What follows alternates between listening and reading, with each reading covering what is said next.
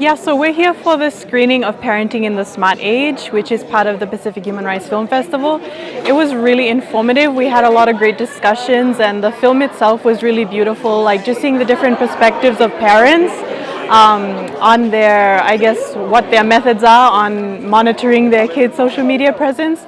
Something that I think really stood out in the discussions was the need for more digital literacy classes and resources. And so I think we had a lot of really great and productive conversation around our social media presence as a country and as families individually.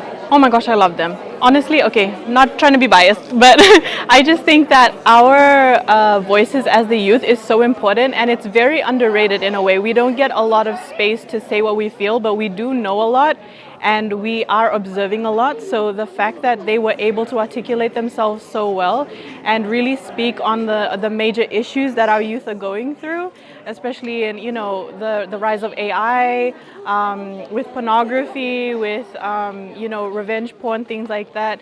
And the circulating of like intimate images of girls especially has been really, really insightful. Yeah. Oh, definitely. I mean, I'm all for human rights. That's basically like if you boil down what I'm passionate about to one thing, it would be human rights. It's like everybody deserves to have equal resources. And so I feel like this in particular is so good at informing not only me as a youth leader and leading other youth, but also as a person and my own education for myself. I totally agree because my brother was given all the freedom in the world, and I think that it's so just unfair. But I also think that we also come down a lot on our boys when really it's just that they don't know.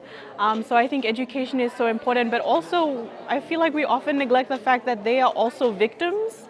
A large amount of them are targets of a bunch of different, predators. So I feel like it should really focus equally on informing and educating both genders and giving equal opportunity in online spaces. Yeah.